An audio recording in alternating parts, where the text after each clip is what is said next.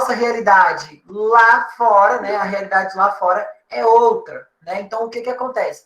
Nós precisamos entender como que funciona tudo como um todo e pensar fora da caixinha. Quando eu falo pensar fora da caixinha, é quando você tem que entender que o mundo não gira em torno do que nós estamos vivendo hoje. Hoje nós podemos estar num trabalho bacana, numa vida bacana, mas e daqui a um ano? E daqui a 6 meses? Então você precisa entender que nada é eterno. Então, quando a gente parte desse conceito, desse ponto de partida, a gente começa a entender que nós não precisamos apenas aprender aquilo que nós estamos fazendo hoje. Nós precisamos ter uma noção amplificada do que nós vamos aprender, viver ou até mesmo estar presente amanhã. Então, a intenção desse trabalho é essa, é juntar a nossa disciplina análise das demonstrações contábeis com um caso que foi através deste caso, caso Heron, né, que foi o grande ali divisor de águas, acredito que vocês devam ter lido sobre isso, né, que o caso Heron foi um divisor de águas, né, e a partir daquele ano, do começo do novo milênio, dos anos 2000, as práticas contábeis mudaram.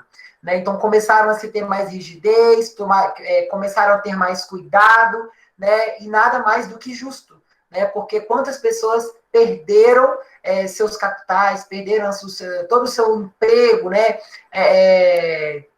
Até mesmo ali famílias que tinham fundo de pensões perderam, por quê? Acreditaram em uma empresa que estava ali, né? Como até tem um grupo que tem até a imagem, um castelo de cartas sobre uma piscina de gasolina.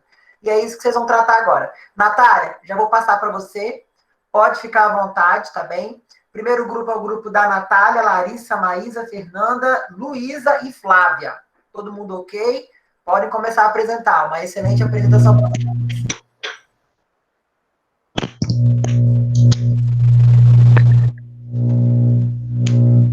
Tiago, você coloca aí pra gente? Sim, estou habilitando aqui agora. Só um minutinho, peraí. Show.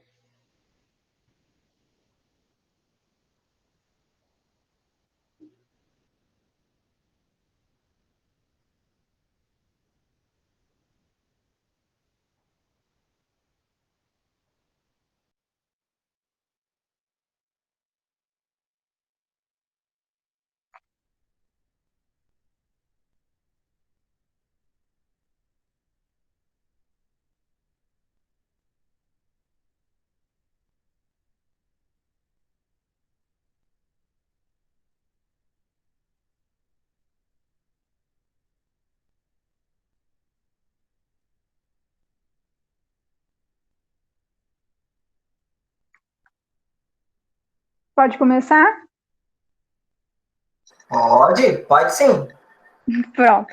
Então vamos lá. Como o professor falou, o grupo é composto por Fernanda, Flávia, Larissa, né, a Luísa, a Natália e eu, Maísa. E a gente vai estar falando sobre as análise de indicadores, né, a história, a introdução e o conceito da Aeron. Pode passar, Tiago. Então, a introdução. 2001, ele foi considerado como um ano determinante para a economia, né? Então, o mundo ele ele já estava abalado, né, com os atentados terroristas ocorridos em setembro, e quando chega em dezembro, ele é surpreendido pela descoberta das manipulações contábeis, né, da Enron.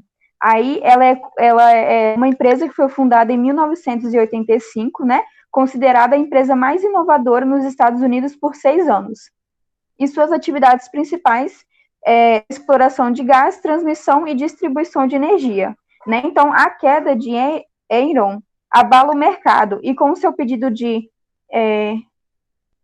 concordata, suas ações caíram drasticamente. Então, uma gigante empresa com capitalização de mais de 50 bilhões de dólares, ela implode em apenas um ano. Pode estar passando, Tiago. Em relação aos materiais e métodos. O objetivo do estudo é falar sobre a história e o conceito sobre a empresa Enron, e foi realizado pesquisas quanto ao histórico da empresa, preços das ações, as fraudes cometidas e o reflexo disso quanto ao nível de população e prejuízos financeiros, visto que antes de tais acontecimentos, a Enron era a 7ª maior empresa dos Estados Unidos. Pode passar. Então, a Aeron, como a Maísa disse, ela foi fundada em 1985 e ela tinha muitos funcionários. Ela tinha um total estimado de 21 mil funcionários. sendo que eles eram distribuídos ao longo, pelo mundo todo, né, que eles também tinham outras parcerias, né, pelo mundo, então eles tinham um total de mais ou menos 21 mil funcionários. Eles trabalhavam com a distribuição de energia e alguns tipos de serviço de comunicação, só que aí depois eles logo aderiram à distribuição de banda larga de internet e outros serviços também de climáticos, que tem a ver com serviços climáticos, né? Eles tinham a logo deles lá, o slogan deles era Ask Why, que induzia as pessoas a acreditarem que eles não tinham medo de quebrar nenhuma barreira. E a empresa era considerada muito promissora, ela apresentava muitos resultados bons, só que ela utilizava de muitos esquemas fraudulentos e corruptos para chegar nesse ápice, né? E eles acabaram enganando muitas pessoas. A empresa terminou falida e como que isso começou? Um dos fatores que fez com que isso começasse é que a legislação da Califórnia ela não interferia, né, no livre comércio das indústrias. Então, a Aeron ela se aproveitava disso, mudava muito o preço, enquanto as empresas que lidavam com o consumidor final eram regulamentadas, tinham muitas taxas e impostos que eram colocados pelo governo. Então, isso já gerava um notório desequilíbrio entre a Aeron e as outras empresas que também trabalhavam no ramo da energia. Pode passar, Thiago. A empresa começou a utilizar métodos criados pelo Jeffrey Skilling, que ele era o CEO da empresa, e ele era formado em Harvard, ele era muito inteligente, e ele começou a usar várias técnicas para alavancar a empresa, né? Eles utilizavam a técnica chamada market to market, né? Que era marcar o mercado, que era uma tática também utilizada por muitas empresas de exportação. Eles escondiam os passivos dele e eles criaram essas empresas chamadas entidades de propósito específico.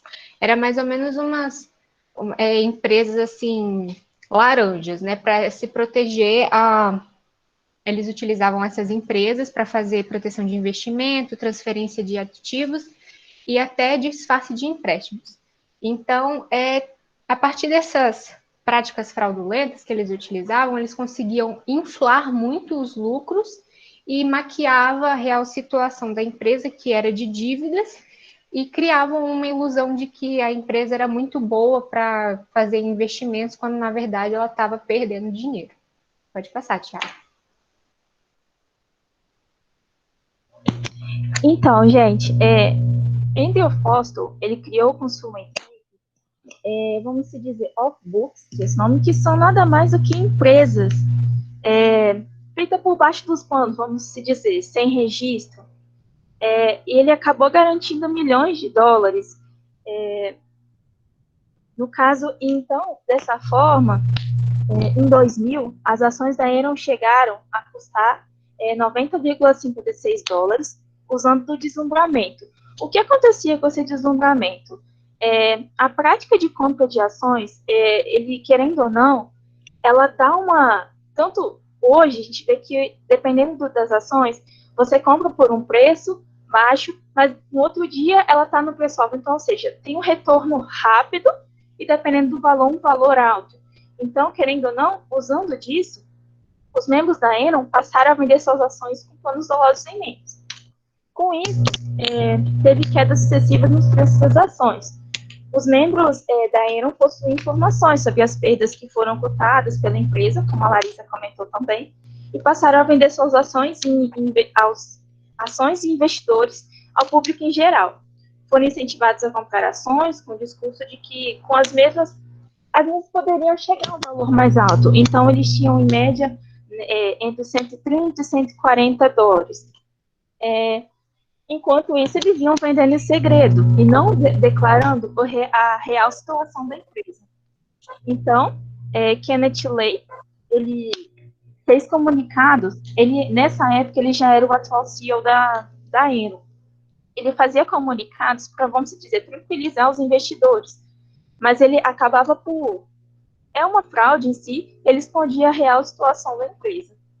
Então, ele fazia... Peraí, desculpa.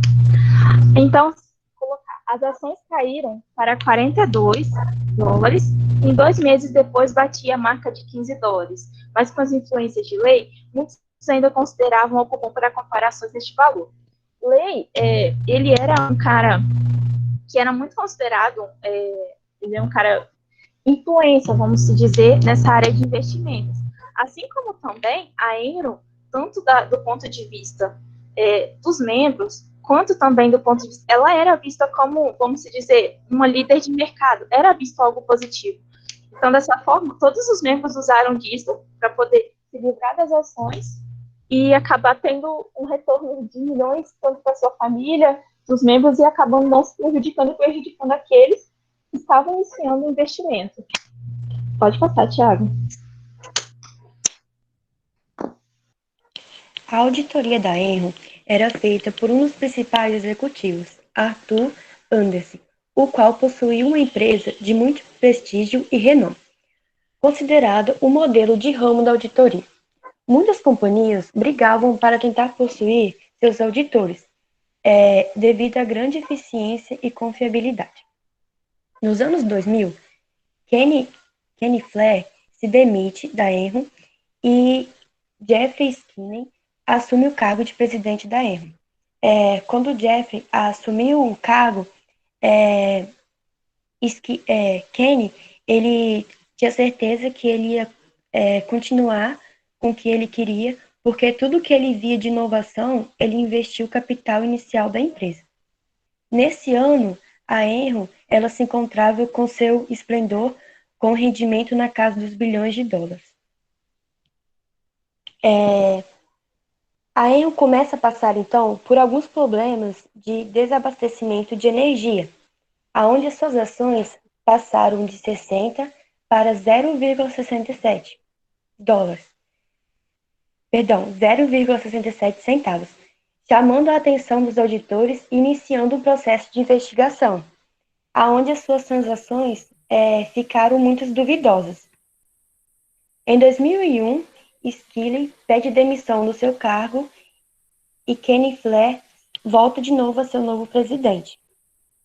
2 dias depois que Kenny estava novamente como presidente, Sharon, que era vice-presidente, avisa a ele que poderia ocorrer alguns erros encontrados na contabilidade da empresa, aonde podia arruinar o futuro da Enron, mas ele não deu muita atenção a isso. Pode passar, Thiago. Esse gráfico, ele mostra a queda das ações. Em dezembro de 2000, a gente pode ver lá que está com 84,88. Em 2001, as ações da Enron caíram de 84 para 0,77, aonde anunciaram um terceiro trimestre de perdas de 618 milhões de dólares. Pode passar. Com o receio que todos eles estavam que poderia acontecer devido às falhas presentes na contabilidade, começaram então os membros poderosos a iniciar uma venda de milhões de ações para tentar proteger os seus ganhos.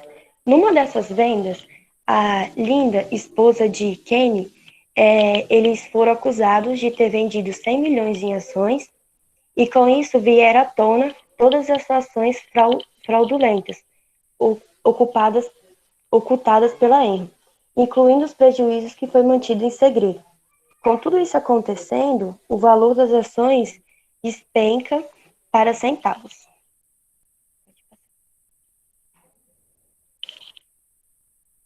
Então, né? Agora que começou a surgir todas as evidências, né, da real situação que a empresa passava, né, a real situação financeira que ela estava apresentando, David, né, começou a destruir todos os documentos da empresa. Ele, um jeito assim de não deixar nenhuma pista, destruiu todos os documentos. E com isso, né, a empresa teve um prejuízo, começou a ter um prejuízo de 618 milhões de dólares. E também ela teve uma redução do patrimônio líquido dela, cerca de 1 bilhão de dólares, que isso ocorreu no último trimestre de 2001. E também 1,2 bilhões em dívidas e eruditas da ESPES. A partir disso, né, a SEC iniciava a investigação de forma oficial dos negócios da Aeron, e de acordo com Silveira, após o início das investigações, as ações da Aeron caíram para 0,30 euros. Aí, em dezembro de... Dólares. Não sei por que eu tô falando euros, gente, desculpa. Em dezembro, né, a Aeron entra na justiça pedindo falência. A partir disso, né, Andersen demite o David e Andersen também é demitido pela Aeron. E Kenneth se vê obrigado a pedir demissão. Pode passar, Tiago.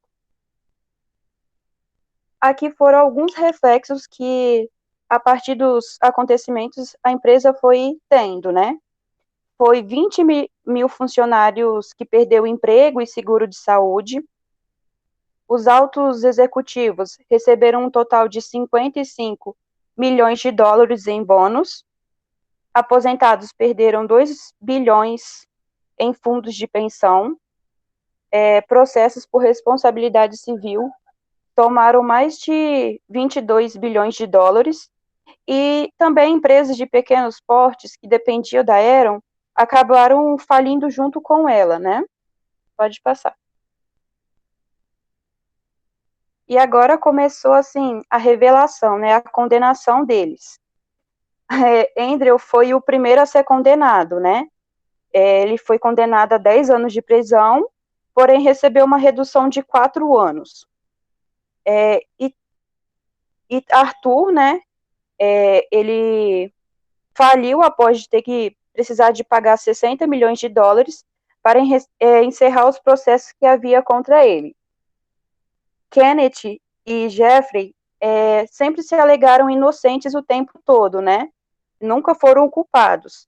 Só que em maio de 2016, o júri declarou culpados por conspiração e fraude. Só que Kenneth, antes de ser condenado, tinha um problema cardíaco e faleceu. Ele não chegou a ser condenado. Já Jeffrey foi acusado por conspiração, omissão de fatos, declarações falsas, e levou 24 anos de prisão e uma multa de 45 milhões de dólares.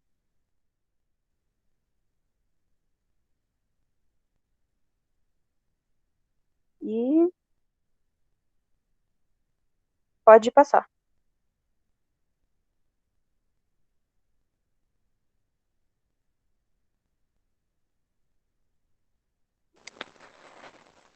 Conforme a gente olha a tabela, a gente vê que os lucros da empresa, ela não cresce proporcionalmente às vendas, né?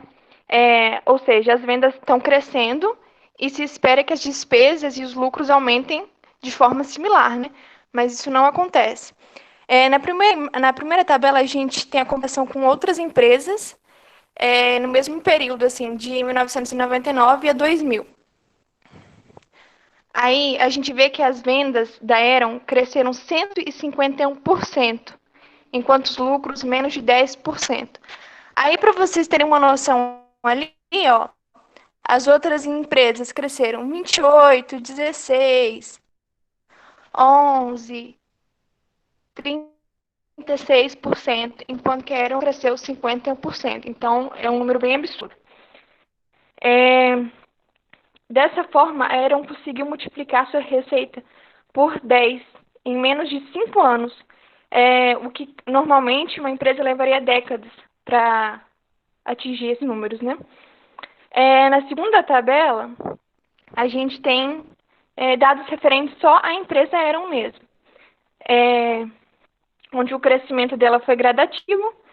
E de 1995, ela estava na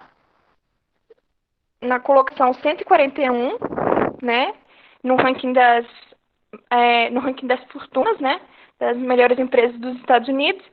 E em 2000, ela chegou à 7ª colocação. Ou seja, ela cresceu muito rápido, né?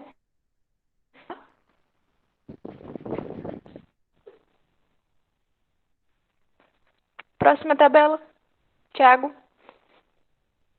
Isso. Nessa tabela aqui, a gente tem a comparação com as outras empresas, né? Do crescimento delas.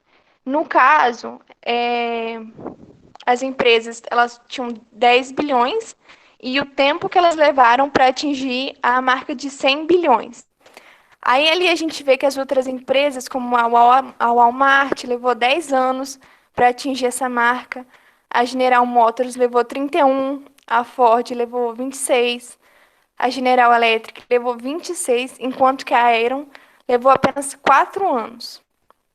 Então ali a gente já vê que houve muita manipulação das receitas, né, para uma empresa ter crescido tão rápido em tão pouco tempo.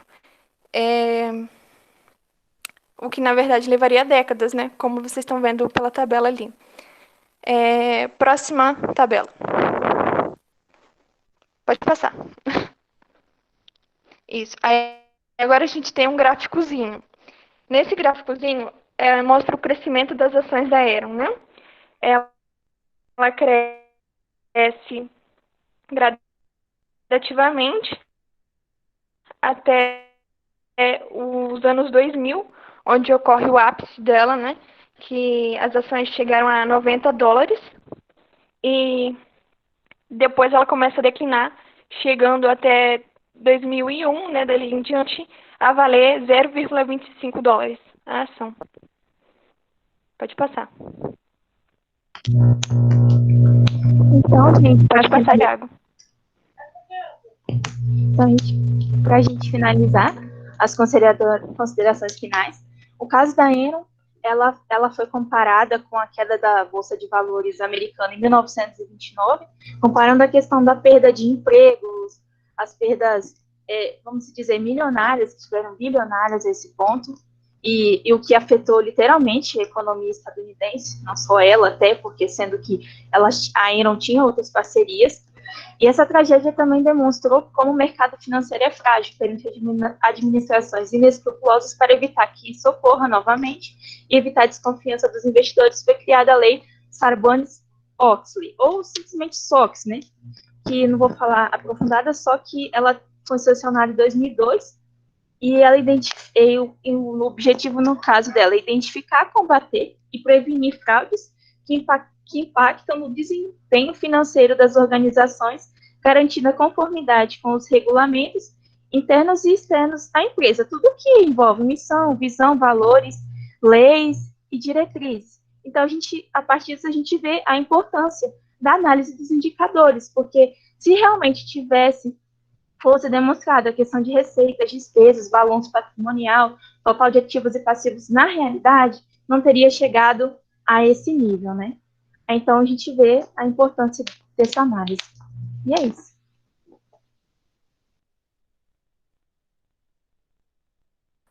Muito bem, meninas. Primeiramente, eu queria parabenizar a todas as integrantes do grupo, né? Ao Thiago, eu acho que está sendo ali o Thiago, tem que ter um pontinho extra, né, Fernanda? O que você acha? Literalmente. Ele tá ali. Olha só, eu queria primeiramente parabenizar vocês, né? Eu já tinha. Né? Eu sabia que você ia concordar com isso. Primeiramente, eu queria parabenizar vocês pela qualidade da expressão de vocês, a seguridade que vocês tiveram a falar do tema.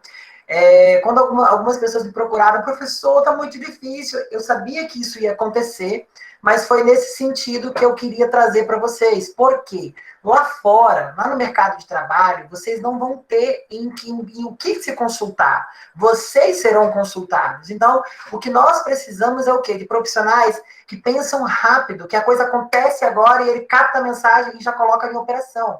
Então, o mercado, ele não quer aquele profissional que vai consultar alguém para dar a resposta. O mercado de trabalho, ele quer aquele profissional que ele vai ser a consulta de alguém. Então, é nesse sentido que a gente precisa ser um bom administrador e um bom contador. Então, o caso Heron, eu sabia que vocês não iam encontrar nada, assim, de muito embasado, de muito concreto. Vocês não iam digitar lá. Qual é a história? Não vai aparecer, não tem, até porque tudo sobre a Enron, por ele estar impedido de concordar, está em execução, está tudo bloqueado, está tudo contestado. Então, isso torna tudo muito mais gostoso de se trabalhar, porque você tem que pesquisar, você tem que assistir documentário que é em inglês, não tem como é que fala? Esqueci. Tem a legenda, mas ele não é dublado em português. Então, assim, isso tudo torna o trabalho mais prolixo, né? Mais detalhado. Mas, primeiro, assim, no termo geral, vocês estão de parabéns, meninas, pela apresentação de vocês. Foi muito sinuosa, né? Contextualizaram bastante com os gráficos e imagens. Quando eu falo de slide, quando nós estamos explicando para vocês, já é complicado vocês interpretarem um slide carregado. Mas, em virtude de nós estarmos explicando matéria, não temos um quadro para a gente esboçar, então é necessário. Agora, quando vocês estão trabalhando um trabalho, isso não é um seminário. O seminário é quando é uma coisa aberta para todo mundo. Não, isso aqui é um trabalho, vocês estão ensaiando. Ao longo do curso de vocês terão muitos outros trabalhos como esse, tá? É o primeiro de muitos. Então, ou seja, vocês vão ter essa prática. E eu falo para vocês, pode ser complicado, pode ser chato, mas isso desenvolve o potencial, o vocabulário de vocês, tá? Então, isso é muito importante. Mas agora, vamos para as perguntas. Eu queria que a Natália ativasse a câmera dela, é a líder do grupo, né? Eu acho isso incrível. A gente tem que pegar ali o grupo e deixar alguém responsável. Por quê? Quando você nomeia, pode ativar, tá, Natália, sua câmera? Isso, Natália! Só eu que apareço? Não, a Natália também vai aparecer. Eu acho bacana quando você nomeia pessoas para serem líderes, porque você consegue, fica uma coisa mais organizada. Né? A Natália trata direto comigo, o Thiago tratava direto comigo, o Alessandro, e assim, né? A Gisele, você tem um direcionamento para falar com as pessoas. Eu acho isso muito importante. Mas vamos lá, Natália. Sem demagogia, né, Natália? Vamos falar agora do que interessa, né? Buscar seus 2 pontos, não é isso que você veio aqui hoje? Para buscar seus 2 pontos. Isso mesmo. Olha só, Natália, a sua pergunta é o seguinte. Vocês já falaram, né, desse termo durante o trabalho, mas eu ainda quero que vocês me definam exatamente você, né? O que é exatamente o market to market? O que é isso? Né, assim, em palavras mais simples, em coisas assim, vocabulário que a turma inteira consiga entender. O que é o market to market? Meu inglês é ótimo, né? Olha que inglês maravilhoso, né? Você sabe me dizer o que seria isso? Então, professor, não sei se está certo, mas eu assisti um vídeo e eu entendi o que me passou o homem falando foi isso. Aonde permite você jogar o valor de um certo derivativo no futuro, com isso levou a empresa a ter a inflação. Uhum. E o que você entende disso? Eu entendo que... eu entendo, assim, que é um valor que talvez era da empresa e, em vez de eles usarem ela com a empresa, talvez eles estavam usando com outras coisas. Uhum. É isso. Olha só, o market to market, ele é isso mesmo que você está falando, mas é como outra colega no grupo aí falou. Ele é a prática de você marcar, né, de você ter presença ali no mercado. Essa prática, ela é uma prática muito, assim, utilizada. Não sei se eu já falei isso com vocês, mas no Centro-Oeste brasileiro, nós temos uma empresa chamada Citilar. Ela tem 10 filiais em uma mesma rua. 5 de cada lado. Mas por que disso, professor? Marcar o mercado.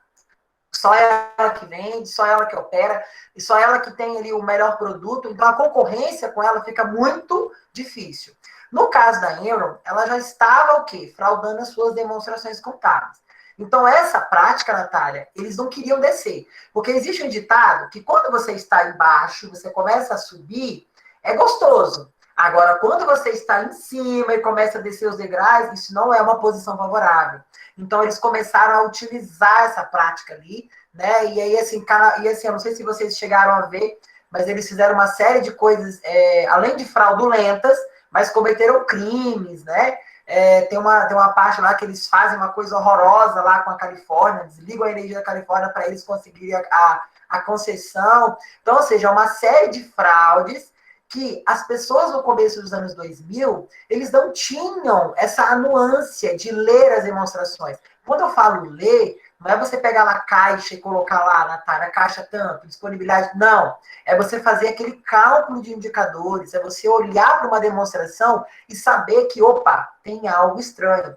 Por isso que quando vocês pesquisam demonstrações da Enron, vocês não encontram, porque não existia, né? Não tinha internet. A Enron foi uma das primeiras difusoras a vender a banda larga nos Estados Unidos. Então, eles não divulgavam, porque era uma coisa muito grotesca. Vocês iriam ver que tinha uma coisa errada, né? Então, isso é muito importante. Beleza, Natália? Obrigado por responder a sua pergunta aí, tá? Parabéns pela apresentação, hein? Obrigada a você, professor. Por nada. Agora vamos lá, Larissa. Ativa sua câmera lá, Larissa. Agora é com a Larissa. Essa turma não tem ninguém tímido. O Thiago falou que todo mundo aqui gosta de falar. Aê, Larissa! Show! Tá conseguindo ouvir? Eu não tô te ouvindo. Tá mudo. Tá mudo. Dá uma olhadinha ali no seu microfone. Enquanto isso, eu vou passar para Maísa, tá bom? Tenta ativar seu microfone ali. Show? É nas configurações, os 3 pontinhos do lado ali. Maísa, ativa sua câmera lá, Maísa, pra gente conversar um pouquinho. Show, Maísa! Agora sim. Maísa, sua pergunta, Maísa. Explica para mim. A Natália, ela me disse, né, o que era o market to market ali, né? Uhum. Mas explica para mim como a Enron fazia o market to market. Você sabe me dizer? Você tem alguma noção? Você leu alguma coisa sobre isso? Olha, professor, vou ser bem sincera, eu li muito, assim, bem superficial, porque a gente dividiu, né, cada um com a sua parte. Eu fiquei mais com a parte principal, assim, com a parte mais introdutória do trabalho. Uhum, show.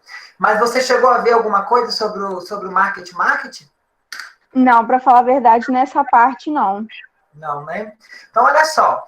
O que Sim. basicamente... Acho que a sua câmera travou, Maísa. Não estou te vendo mais, não. Agora voltou. Agora foi. Nossa, a internet está péssima. Foi. Agora, o que acontece?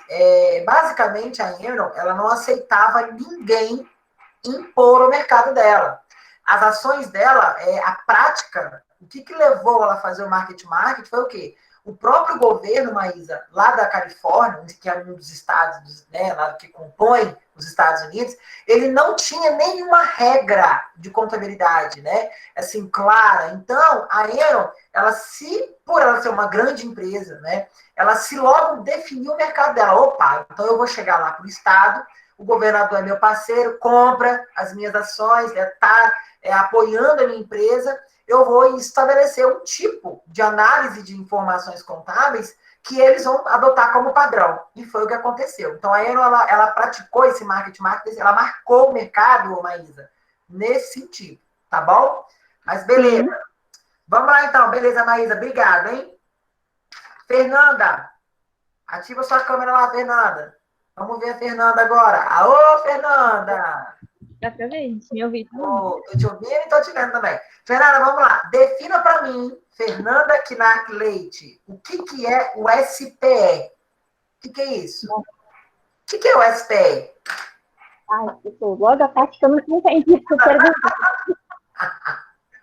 A gente debateu muito assim, no grupo, porque realmente foi é a parte que a gente não conseguiu pegar muito nas informações.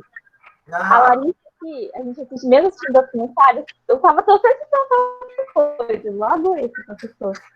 Mas do que eu vi, né, dizer,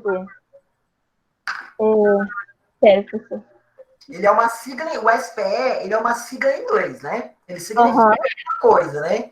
Alguém lá no grupo de vocês, durante a apresentação, falou sobre ele, né? Mas falaram superficialmente. Eu queria saber o que realmente ele é, né? Para que isso impacta lá na demonstração contábil, lá na Enron? O que isso impactou? Você sabe me dizer? Não, professor. Sabe não? Sinceramente. Deixa eu responder, professor. Vai lá, Larissa. Responde para mim, Larissa. Vai lá. Então, professor, vou responder com base no que eu vi. Elas eram tipo assim, elas eram umas empresas criadas, né, assim, pelos mesmos acionistas da Aeron. Eles criavam essas outras empresas que na maioria das vezes era sociedade anônima, então não tinha o nome dos sócios envolvidos.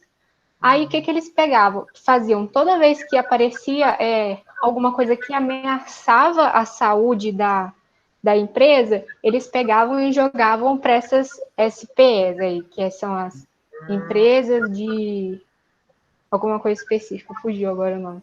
Não, Só o que aí, termo... por exemplo, quando eles tinham um ativo que poderia prejudicar o balanço da empresa, eles vendiam esses ativos para essas empresas e faziam as demonstrações, apresentavam as demonstrações do exercício, e logo depois que eles apresentavam, eles compravam de volta. Então, assim, essas empresas serviam para blindar a saúde da Aeron, porque aí, se eles tivessem essa saúde financeira, que no caso eles não tinham, eles conseguiam concessão de crédito, eles teriam vários benefícios que, se eles apresentassem com algum problema financeiro, eles não iam ter. Então, eles criaram essas empresas para tomar as dores da Aero, no caso. Exatamente. E isso, né, Larissa, além de impactar, né, lá na demonstração contábil, gerava um movimento, né, na DRE. Opa, gerou lucro na venda, e quando ela comprava de novo, gerava o quê, né? Um custo e tal, via para o balanço patrimonial, nas ações, beleza, tal. Só que isso era, como você disse, blindava a empresa, né? Então, eles eram meio que o quê? Eles queriam disfarçar o erro, né? Então, ou seja, é isso mesmo, tá? A SPE, ela servia como empresas de laranja, né? Elas eram as laranjas ali, né? Para esconder toda a falcatrua. Só que quando isso acontece em uma determinada entidade, né? Nós sabemos que cai tudo, né? Porque é igual o grupo do Thiago tem lá a imagenzinha, é um castelinho de cartas de baralho sobre uma piscina, né, de gasolina. Beleza, Larissa, show de bola, tá? Agora vamos lá. Oi. Então, assim, pelo salário que a gente bateu também, seria estilo as Book. Então, vamos dizer que ele teria a mesma finalidade, certo? Exatamente. Que elas não tinham certo registro, tudo, eles funcionavam, mas não tinham registro em si como deveria ter, né? Exatamente. E essa prática, agora a pergunta, Fernanda, essa prática da Enron, você já ouviu falar de alguma empresa brasileira que fez isso? No Brasil? Já ouviram alguma empresa com algum escândalo aí envolvendo alguma empresa brasileira? Envolvida com o governo? Existe uma empresa. Eu lembro do Eike Batista, eu acho que ele fez alguma coisa do tipo. Tipo um caixa 2. Né? A gente tem ali o caso da Odebrecht, né, envolvida lá com a Dilma, com a queda lá do governo, né? Que ela também precisava esconder o dinheiro da lavagem de dinheiro. O que ela fazia? Ela jogava por baixo dessas empresas de fachada, as SPEs ali, né? E aí ficava meio como se ela vendesse para aquelas empresas, mas na verdade aquela empresa não existia, ia para o próprio cofre da Odebrecht, só que ela tinha que justificar o dinheiro. Então o que acontece? Mesmo depois de anos da quebra da Enron, ainda existiam, né? Existem empresas que faziam essa prática errônea, essa prática ali, né, fraudulenta. Beleza, Fernanda, beleza, Larissa, obrigado, tá? Show de bola, hein? Luísa, ativa a câmera lá, Luísa, fazendo favor. Cadê a Luísa? Luísa. Luísa, fala para mim, o que seria, né, o que é isso, né, as Oathbooks. Acho que a Fernanda até deu uma palhinha ali. Lembra do que é a Oathbooks? Peraí. Posso olhar aqui no slide rapidinho? Sim, pode. Pode sim. Enquanto isso, Flávia, olha lá qual foi o estopim, né? Qual foi o estopim para começar a queda da Enron? Olha lá para mim, Flávia. Enquanto a Luísa pesquisa ali. O que seria esse Oathbooks dentro da Enron? É algo importante, hein?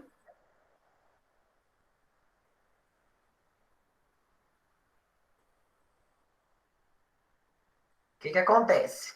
A Enron, por ela ser uma empresa que crescia muito, né? Ela era muito vista, né? As pessoas viam ela, né?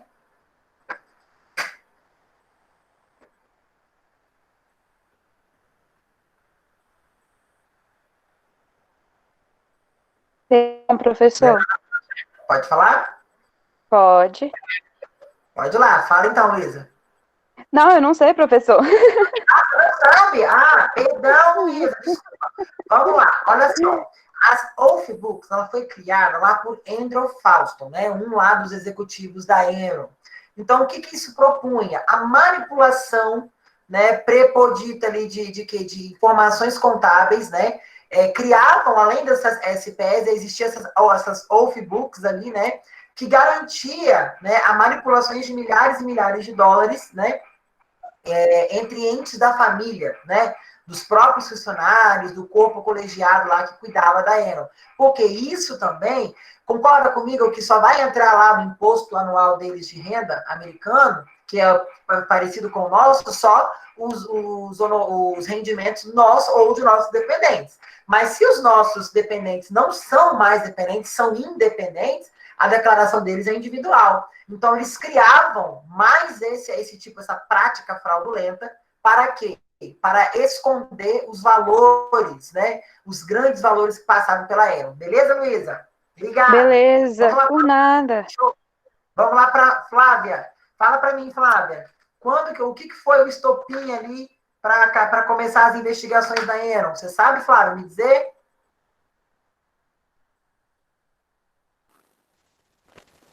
Flávia. Ih, meu Deus, tá bonito mesmo. É Flávia? Peraí, pessoal. É que eu tô com a conta da minha irmã. Ah, o meu falei, uai, meu Deus, troquei. É porque o meu não foi, não entrou. Peraí, só um minutinho. Sim, pera sim. Fica melhor. Show, tá ótimo. Olha só, o estopim foi que em meados dos anos 2001, com receio de perder os ganhos deles, né? O empresário da Enron, eles começaram a vender as ações deles. E aí, né, isso gerou um certo baque. É o famoso, né, vamos pular na ponte? Você pula, eu pulo, né? E todo mundo pulou junto de uma vez, né? Não foi um, depois o outro, foi todo mundo. Quando vocês verem uma empresa muito grande, demonstrando grandes ganhos, muitos ganhos, assim, ganhos até assustadores, fiquem desconfiados, tá? Podem ser ganhos ali realmente verdadeiros, que estão ocorrendo dentro dos padrões que exigem a contabilidade internacional, como podem ser problemas ali escondidos, onde a empresa está tentando o quê? Liquidar os seus ativos, para quê? Para que você lá, né, veja lá um ROI lá como se fosse de alto índice, um padrão ali elevado, e que no final não vai ter efeito prático para vocês. Vocês não vão conseguir resgatar o capital investido. Então, é por isso que a análise dos indicadores financeiros, econômicos, índice de endividamento, ela é importantíssima. O cara que pega lá 2 mil e investe no mercado imobiliário e não faz essa análise, ele é um louco, né? Por quê? Ele não está com dó, com pena do seu dinheiro. O cuidado com a nossa saúde financeira tem que começar logo ali, antes de você investir. Até para você investir, Flávia, você precisa ter um conhecimento daquela empresa.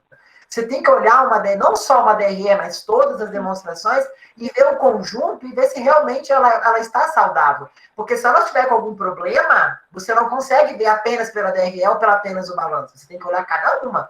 E ainda verificar as notas explicativas. Né? Vai que tem alguma coisa lá escondida e você não sabe. Né? E se for um valor muito alto, Flávia, você tem que olhar ainda o que a auditoria está falando. Porque se o auditor vai lá e se abstém do relatório, sai correndo. Significa que essa empresa está escondendo alguma coisa. E você, né, Flávia, não vai pegar os seus 10 mil reais e vai colocar lá de graça, né? Correndo risco de ficar sem nada, né? Você não pode fazer isso, hipótese alguma, né? Mas beleza, Flávia, muito obrigado. Meninas, do grupo 1, show de bola, vocês estão de parabéns, tá? A apresentação super ali sucinta, né, temática com o nosso conteúdo, apresentaram figuras que acredito que deu ali para a gente ter, né, uma noção maior, tá bem? Parabéns mesmo. O resultado, eu vou ver se eu consigo postar amanhã ainda para vocês, para já ficar já para vocês saberem, né, qual que é a nota de vocês. Lembrando que ainda falta análise, o trabalho escrito eu já analisei, né, já estudei lá direitinho, para então ter levantar isso para vocês também, essas perguntas, né, mas está de parabéns, tá bom? É isso mesmo, trabalho acadêmico a gente não acha pronto, a gente tem que realmente, ou paga alguém lá para fazer, mas isso daí não é trabalho, isso daí é plágio, né, você está financiando algo que era para você estudar, para você fazer. E isso você não engana o professor e nem a faculdade, você se engana. Porque chega um momento no futuro que você precisa, e aí? Você não tem prática nenhuma. Então, beleza, meninas, vocês estão de parabéns pelo trabalho de vocês, excelente. E agora, vamos dar continuidade ali com o segundo grupo, que é o grupo do Tiago, né, Tiago? Tá pronto? Nada disso, o meu é o último. Mas então, Tiago, não sei se você chegou a ouvir, nós fizemos uma alteração. Nós trocamos o seu grupo para o segundo. Você chegou a ver? Você chegou a ouvir? Não ouvi. Mas vocês estão preparados para apresentar agora ou não estão? Não, apresento, vamos embora. Me pegou de surpresa, mas vamos lá. Beleza, assim que é bom, né, Tiago? É ótimo isso aí, eu fico muito feliz. Não, Tiago, não fica bravo não. Não, relaxa, tá bom, vamos lá. Só um minutinho. Beleza. Deixa eu abrir aqui o PowerPoint. Sim. O tema dos meninos é o que destruiu uma das maiores empresas de Wall Street, né? Nós tivemos aí uma breve introdução. Vocês vão ver que os conteúdos eles vão se confrontar, haverá ali uma conciliação, né? Um confrontamento de itens, de dados, informações, mas isso é normal, tá? Porque nós estamos falando apenas de um tema, né? Com várias ramificações. Beleza, Tiago?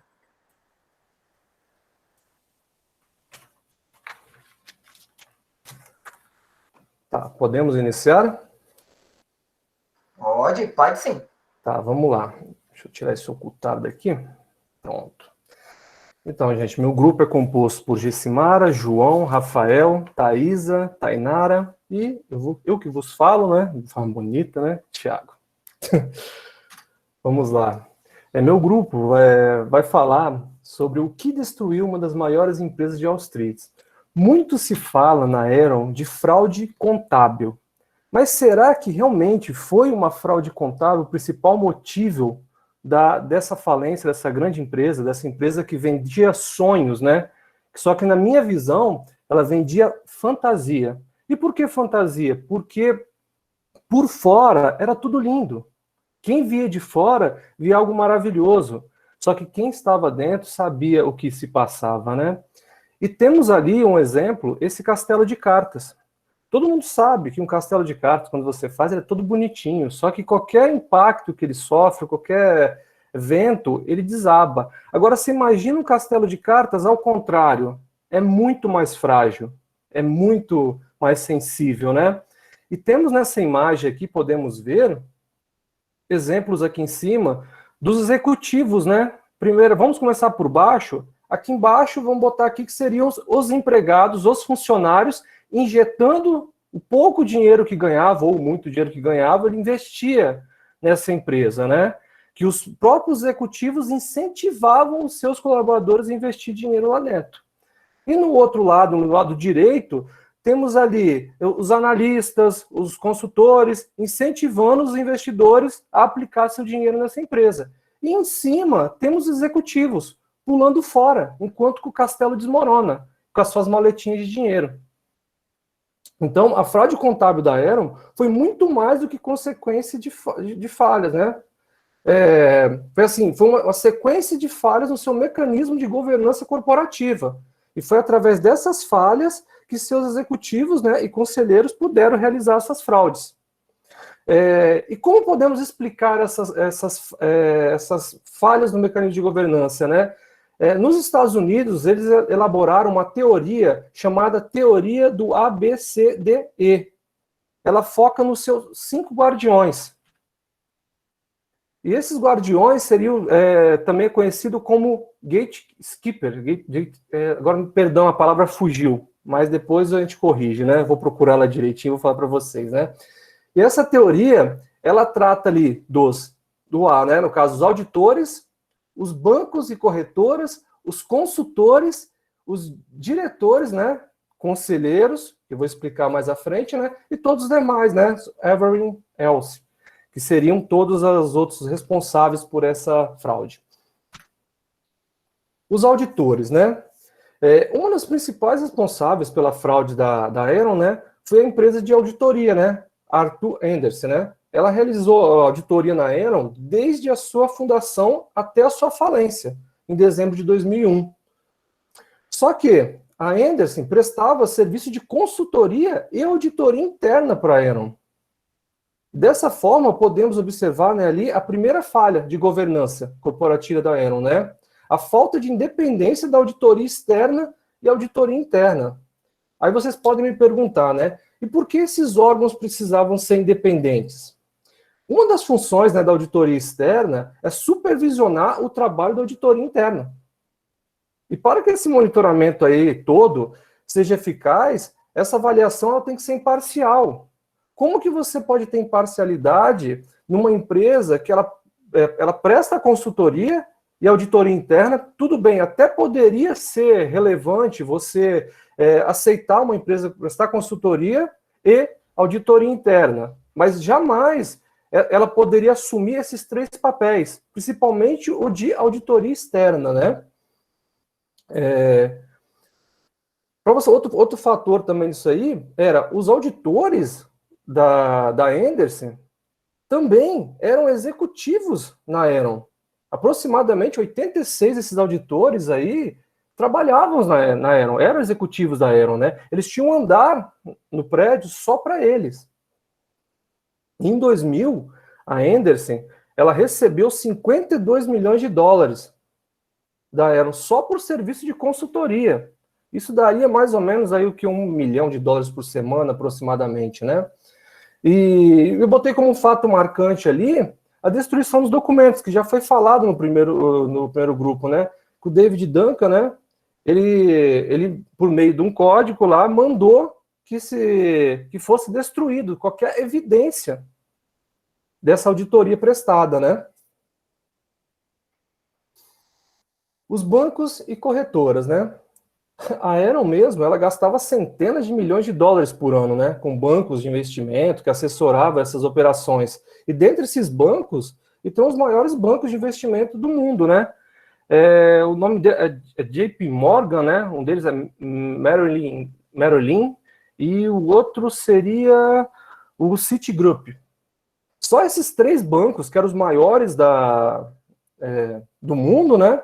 Eles participaram com mais de 25 milhões de dólares nessas SPEs, né? A Sociedade de Propósito Específicos. Em momento algum, esses bancos alertaram o mercado sobre alguma fraude que acontecia. Outro grupo que falhou também nisso daí foram os analistas das corretoras, né, que cobriam a Enron.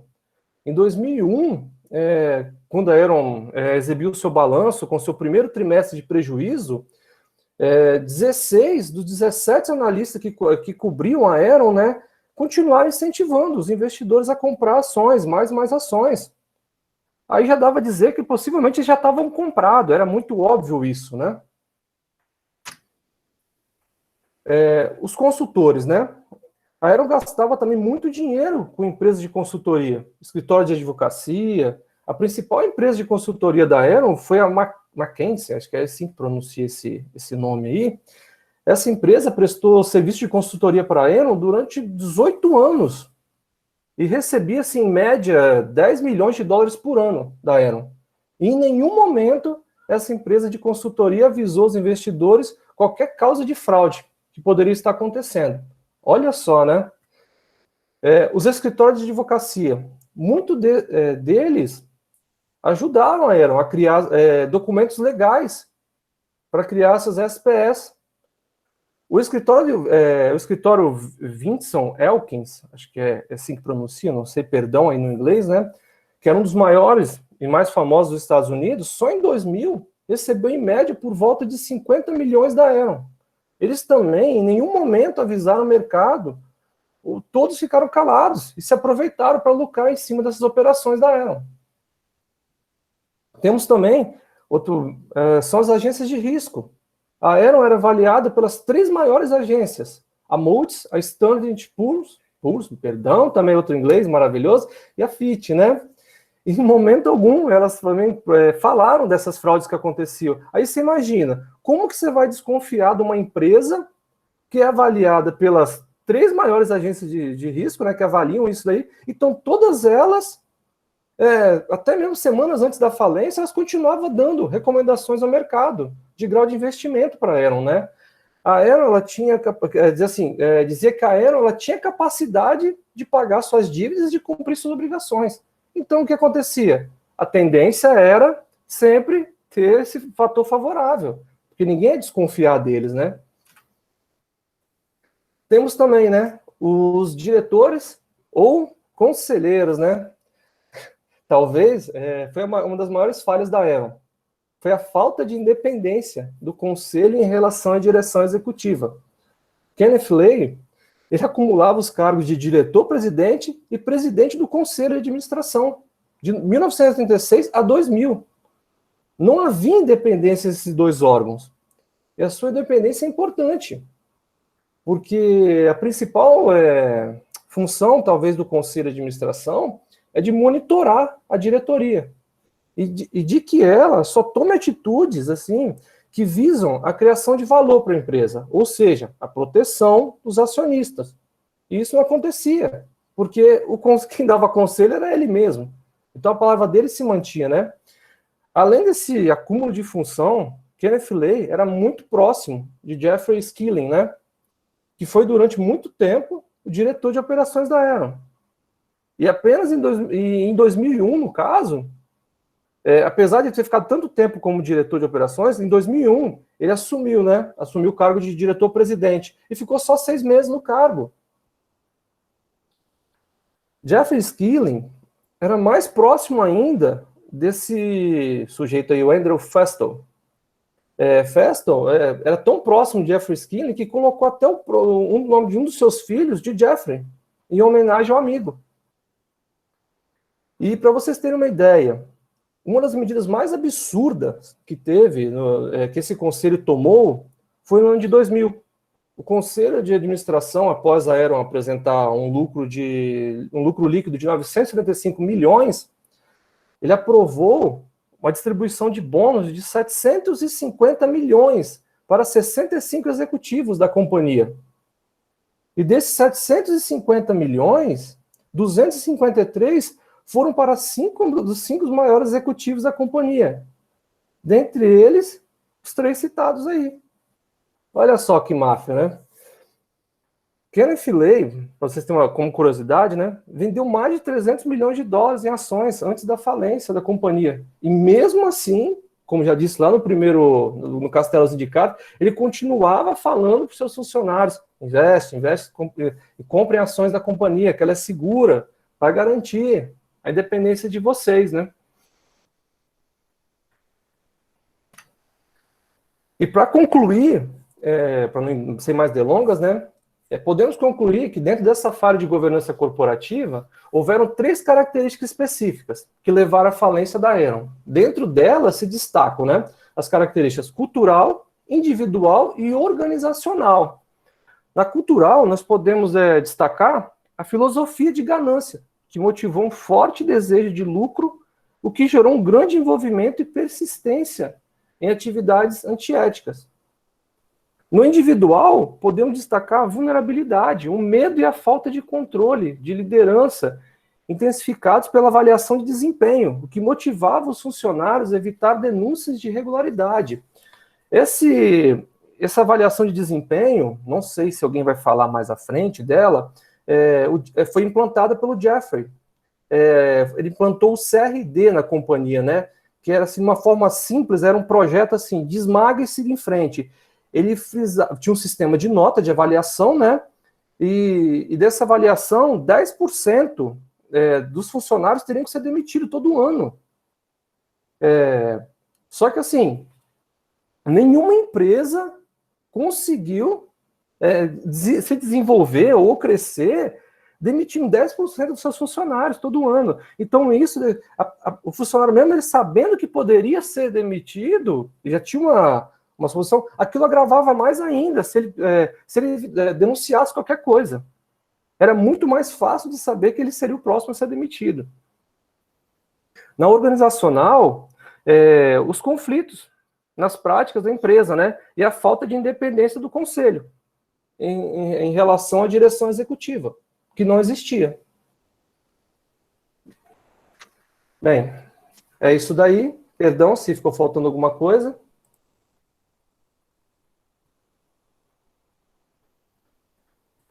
Primeiramente, né, queria parabenizar, né, ao grupo também pela excelente temática ali, né, trouxeram ali definições claras e objetivas de algo complexo, né, que foi o que eu disse, né, é um tema prolixo, né, muitos me procuraram, professor, mas eu não acho conteúdo, e era justamente isso que eu queria de vocês, porque a pesquisa, ela tem que ser feita em cima do quê? De leitura, de visão. Você tem que assistir documentários, tem que dar riqueza, embasamento no seu trabalho. Mas olha, o grupo do Thiago está de parabéns, tá? O conteúdo está excelente, tá? Muito bem administrado ali, né? Muito bem falado, a oratória está bacana, né? Não tivemos falha na conexão. E eu acho bacana demais quando alguém vai lá na conclusão e ela, para fechar a conclusão, só ressaltando, tá, Thiago? Conexão. Fez ali cultural, individual, né?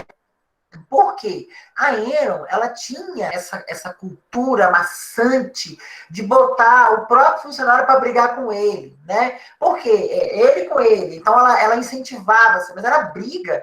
Houveram relatos na época de pessoas que pegaram na porrada no meio do salão, né, dos traders ali. Por quê? Porque eles estavam, um queria vender, o outro não, vendeu na frente, e aí por aí se foi, né? É uma cultura, né, não assim, aprovada por ninguém, né? Isso não leva a competição saudável, é bacana? Sim, ótimo, ele é muito bacana. Mas a competição em demagogia, em uma forma, né, que você não tem controle, isso não. Isso gera um problema muito sério para dentro da entidade. Mas vamos lá, Thiago. Ativa sua câmera lá pra gente, Thiago. Eu não. Vamos lá, você que falou esse tema, né? Ativa lá. Vamos lá para sua pergunta, Thiago. Eu não tenho pergunta nenhuma. Agora, eu vou ter que responder ainda, depois de ter falado isso tudo. Responder nada, não. Você depois apresentou o trabalho todo, né, Thiago? Você já antecipou a apresentação, né? E ainda vai ter pergunta? Eu acho que não é justo isso, não. Thiago tá vermelho.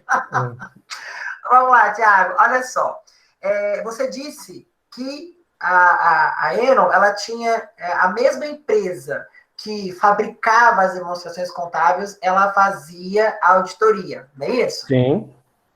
Essa prática, né, depois dessa eclosão dos Estados Unidos lá, que deu esse problema todo lá com a Enron, ela continuou ou ela parou? Ou o que se sucedeu? O que isso serviu de lição para os Estados Unidos e para o mundo? Bem, na minha visão, acho que assim, eu não cheguei a abordar esse tema específico no que aconteceu após isso, entendeu? Mas assim, eu acredito que isso daí deve ter sido, acho que, um dos primeiros fatores que foram eliminados. Porque, como eu disse para vocês, não tem como uma empresa prestar consultoria, auditoria interna e depois avaliar a própria empresa.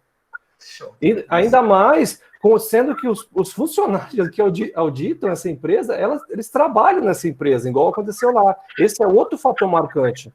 Então, não tem como. Então, acredito que dessa forma deve ter sido um ponto fundamental para abolir essa prática. Eu acredito que deve ser independente, tanto a consultoria quanto a auditoria interna e auditoria externa. Na empresa, eu posso botar como exemplo, lá na nossa empresa, no Grupo Lima, nós temos uma empresa de consultoria, que presta consultoria para a gente, temos um funcionário interno, que ele é avulso, que ele fica isolado, que ele presta auditoria interna entre os funcionários, e temos a empresa de auditoria externa que faz esse acompanhamento. Então, são 3 pessoas independentes. Então, eu acredito que isso já é um exemplo que isso já foi corrigido. Esse erro do passado foi corrigido. Exatamente. Então, o que acontece? A Arthur Anderson, ela existe até hoje. Ela é uma firma de contabilidade e auditoria, porém ela trocou de nome. Inclusive, ela veio para o Brasil, né? Ela só trocou de nome, mas ela existe até hoje, né? Porque é uma empresa muito grande, né? Embora ela pagou multas milionárias pelo acontecido, né, com a Enron, mas ela existe até hoje. E isso mesmo, esse acontecido, esse ocorrido lá nos anos 2000, há 20 anos atrás, ele possui reflexo até hoje. Então, naquela época, Thiago, não se existia uma prática contábil exata, algo que você poderia, eu vou produzir a DRE nesse padrão aqui, né? Não é igual hoje, que vocês estudam um padrão. Não, não tinha isso. Nós sabíamos como tinha que fazer, mas cada um fazia de um jeito. Então, essa confusão, essa perca total, serviu ali para quê? Para trazer um modelo, para servir de exemplo. Por isso que hoje vocês estudam essa disciplina de análise das demonstrações contábeis, porque nós tivemos um grande problema no passado por não saber interpretar números. As pessoas não sabiam entender números. E aí era o que caía. Beleza, Thiago, show de bola. Parabéns aí pela sua resposta, hein? Valeu. Agora, vamos lá, Gessimara. Ativa sua câmera lá, Gessimara. Vamos lá para a perguntinha. Oi. Boa noite, Gessimara. Lá, apareceu ela. Gessimara, vamos lá. Me diz uma coisa. Os consultores, né? Vocês falaram de consultores. Mas que consultores são esses? Qual que era o papel deles ali dentro da Enron? Você sabe me dizer? Sua opinião, tá? Não é pergunta direcionada, não. Sua opinião. Na verdade, a parte dos consultores, eu não sei nem como fala o nome alguma coisa assim, que fala que essa empresa contribuiu, né, para que a Enron pudesse passar a ser uma das maiores empresas a distribuir a energia, né? E depois que ela começa a ganhar muito dinheiro,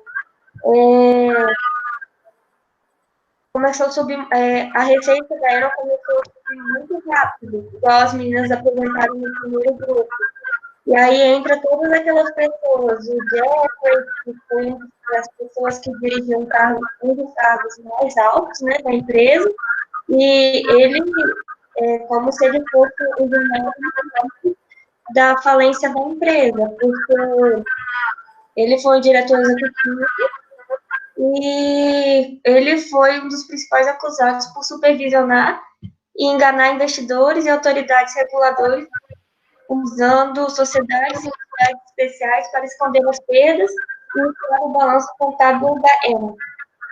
Show de bola! Isso mesmo! Excelente, Gessimara. E o que acontece? Se hoje você, Gessimara, você pegasse lá uma DRE da Enron, ou até mesmo uma demonstração lá, né, de lucros e prejuízos acumulados, você visse lá essa despesa tão alta com consultoria, você já ficaria com o pé atrás, porque ninguém gasta 50 milhões em um ano com consultoria advocatícia se não tiver que esconder ou fazer alguma coisa que a empresa está passando, né, de meio ali, usando ali meios ilícitos. Então, ou seja, mais um ponto importante na hora de vocês fazerem uma análise da demonstração, da DRE, né? Olhar as despesas, que tipo de despesa essa empresa está pagando, né? Olhar as notas explicativas, o que tem lá, o que essa empresa está escondendo, né? Eu quero ver, antes de vocês pegarem o dinheirinho de vocês e botar lá, né, na roda, não, vamos pensar direitinho com calma, vamos analisar isso, vamos ver que ponto, né, em qual ponto nós estamos para investir. Mas beleza, Gessimara, é isso mesmo. Show de bola, tá? Obrigado. Próximo lá, João Vitor. Ativa sua câmera lá, João Vitor, fazendo favor. João Vitor, você tá aí, João Vitor? Tá, João Vitor Batista. Cadê você, João Vitor? Depois do João Vitor, já se prepara a Tainara. Pergunta do João Vitor. João Vitor, fala para mim qual que era a função ali da Everwelse, né? Que é isso? Qual que é a função dessa empresa da Aero? O que ela fazia? Sabe me dizer, João Vitor? João Vitor? Aí não? Tá em dúvida? Vamos lá, Tainara. Qual que seria a função dos auditores dentro da Enron? Fala para mim qual que era o papel deles ali, o que você entendeu, né? Tainara, ativa sua câmera lá para a gente lá. Pega o exemplo ali dos meninos. Oi, boa noite. Tá Oi, me escutando? Estou te escutando. Show. Agora eu tô te vendo. Bom, eu entendo como um auditor, ele fiscalizar, né, assim, auditar mesmo a empresa, ver se está tudo certo, se está correndo tudo certo, né? E não foi o que eles fizeram. E assim, uma pessoa prestar auditoria interna e externa não bate, né? Porque como que ela vai fiscalizar fazendo uma auditoria interna e passar para a externa? Não bate isso, né? Exatamente. Eu mesmo trabalho com essa questão de auditoria e eu presto auditoria interna da empresa. Então, não faz sentido eu fazer externa também, né? Não teria como. Que bacana! Nós temos uma auditora aqui na turma. Olha que bacana. Ah, se eu der essa matéria para você, Tainara, eu vou te usar como exemplo na sala de aula, hein? Acho melhor não, hein? Olha, mas olha só, é isso mesmo, Tainara. Essa questão da auditoria, e eu já deve ter perguntado isso para o Thiago, mas é isso mesmo. Não pode, tá? Não pode. Quem faz a interna, você não pode ter integral de parentesco com a externa. É inadmissível. Por exemplo, a Tainara presta auditoria interna, se a prima da prima dela tiver relação consanguínea com ela ainda, tiver contato, não pode. Ah, professor, exatamente. Não pode. Por quê? Existe, né, aquela linha de dúvida assim, mas e se a Tainara um dia mandar um zap para a colega da prima, né, que tem um grau de parentesco e se comunicar? Então, não pode. Isso compromete. É exatamente isso. Quando a gente marca a questão da auditoria, né, a gente nem tem contato com o auditor, é tudo outras pessoas, e aí quando chega é tipo uma pessoa totalmente que a gente nunca teve contato. Qual e tem empresa toda... trabalha, Fernanda? Eu trabalho com uma empresa de exportação de gengibre. Nossa, que bacana! Isso é muito interessante, tá? Show de bola! Mas é isso mesmo, tá, Tainara? A intenção da auditoria, né, lá na ENO foi isso. Só que aí, exatamente. Se eu sei que tá errado, fui eu que produzi as DREs, as informações contábeis lá. Eu mesmo fiz a consultoria. Para que eu vou contar para o público? E aí eu fui lá na Califórnia, no governador, que é meu camarada, ele tomava lá, né, umas com o Jeff Skilly lá, com o Kenneth Lay, falou assim, eu quero que agora as informações sejam apresentadas dessa forma. E aí, para que esconder, né, se eu posso manipular? E eles manipularam. Aí, né, Tainara, fica fácil, né? 10 vezes, multiplicar por 10 o seu lucro, fica muito fácil, né? Com certeza. O mais curioso, professor, é que ali no caso da Anderson, se eu não me engano, quando descobriu que a Aaron estava sendo investigada, o que ele mandou fazer? Destruir todo o arquivo, né? Queimou tudo, né? Opa, vou tacar fogo em tudo, rasgo tudo, jogo tudo no mato. Não deixa rastro nenhum. Só que aí... A função totalmente ao contrário, né? Como a Tainara falou, que a função dele é analisar se está tudo certinho, né? Não colaborar para que continue errado. Exatamente. E sendo auditor interno e externo, para ele não faria diferença nenhuma manipulá-los. Show de bola, meninas. Vocês estão de parabéns. Muito obrigada, Tainara. Show mesmo. Thaísa, ativa sua câmera lá, Thaísa. Cadê você, Thaísa? Estão me vendo? Ainda não. Acho que deixa eu ver se ela vai abrir. Agora sim, Thaísa. Show de bola, dona Thaísa. Agora vamos lá, Thaísa. Você ficou com a parte dos bancos, né? Nossa, isso é bacana. Isso. Fala para mim o que os bancos, qual que era a relação dos bancos e das corretoras de ações lá, né? Qual era a relação deles com a Enron? O que você tem para me dizer? Fala para mim.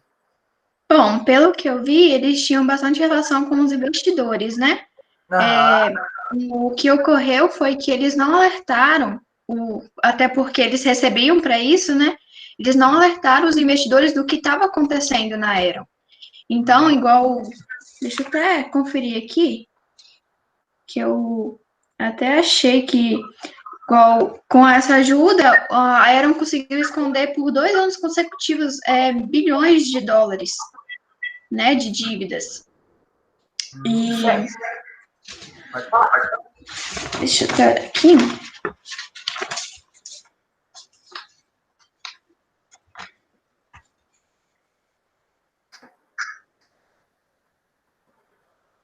praticamente foi isso, mas o errado deles foi que eles ajudaram eles contribuíram para a fraude que acontecia, né?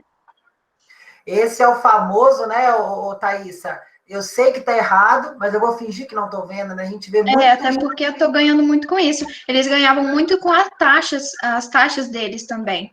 Então, para que eu vou levantar, né, fazer sinal de socorro se eu tô ganhando? A comida no meu quintal, no quintal do outro. Exatamente. Aí, quando a bomba estoura, né, joga lá no ventilador, espirra para todo lado, né? E foi o que aconteceu. Beleza, Thaísa, é isso mesmo, tá? Show de bola, obrigada, hein? Professor, Rafael, oi, fala pra mim, não.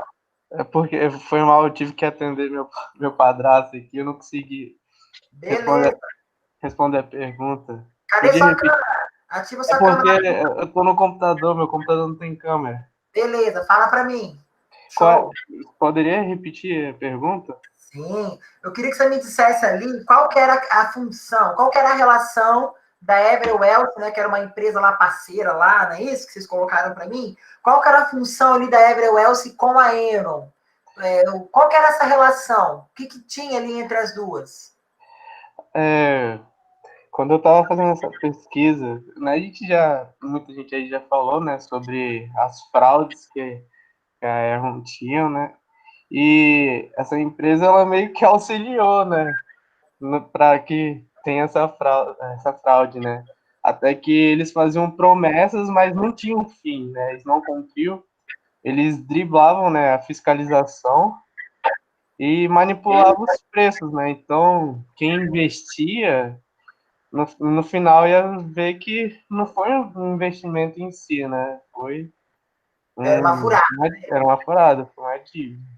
Eu acho muito bacana, show de bola, João. Eu acho muito bacana uma sistemática ali que o Thiago lançou no início, que a Enron vendia sonhos. Não, ela vendia fantasia, né? Porque ela tinha a promessa de retorno muito grande, mas não era nada daquilo que eles vendiam. Então, por isso que vocês, administradores, futuros contadores, precisam, tá? Saber o que é uma análise de demonstração, desde vertical, horizontal, indicadores, endividamento, tudo. Vocês precisam saber, mas não para apenas colar grau. Vocês precisam saber para a vida, tá? Para vocês levarem isso para lá, para vocês terem essa noção, né? Não serem ali, né, aquela pessoa que tem ali, ó, no seu histórico ali de faculdade a disciplina cursada, mas não sabe interpretar uma demonstração, tá? Beleza, João. Rafael, fala para mim, Rafael, quem era a auditoria?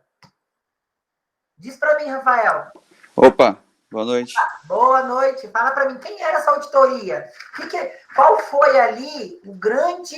a gente sabe quem é a auditoria, mas o que ela fez, né? Que aí, assim, ficou claro e evidente para o mundo inteiro que eles estavam escondendo alguma coisa.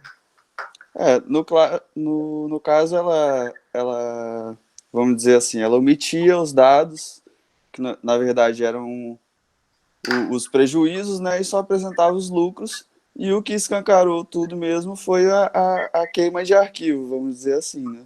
Isso mesmo. Não, você está lá investigando uma empresa que está lá escondendo, né, que você está vendo que as demonstrações dela tá muito superior, aí você vai lá e descobre que a empresa rasgou tudo, picotou tudo igual, né, a Gessimara falou. Não, gente, pelo amor de Deus, né, é com certeza algo de errado. É igual, volta a reforçar. Vocês que têm, eu sei que tem muitas pessoas curiosas para o mercado de ação, que gostam de investir, que tem curiosidade. Quem vai investir, analisa a empresa, estuda a história, vê a procedência, vê se em algum momento teve algum rumor de fraude, né? Porque um evento desse configura fraude, pessoal. Então, já é um alerta para um bom administrador, um bom contador, a não se envolver com aquilo, a não entrar naquela difusão de informações ali oblíquas. E é isso mesmo, ô Rafael. Beleza, tá? Beleza. Show de bola. Meninos e meninas, parabéns pela apresentação de vocês, tá? Foi excelente, eu já sabia, né? Quarto período, eu tinha certeza que teria um conteúdo ali muito, muito, muito bom, né? Então, eu não tinha, né, por que ter dúvida, né? Então, assim, eu sabia que vocês estariam apresentando ali dentro dos conformes. Dando sequência, né, para a gente finalizar, eu tenho informação que o último grupo não vai conseguir apresentar, né? E aí nós vamos então agora para o grupo da Gisele. Tá tudo certo, Gisele? É o grupo da Gisele, da Vitória. Boa noite, professor. Tá sim. Posso iniciar aqui? Pode colocar, Thiago. Deixa eu me preparar, galera. Calma aí. Sim, sim. Beleza.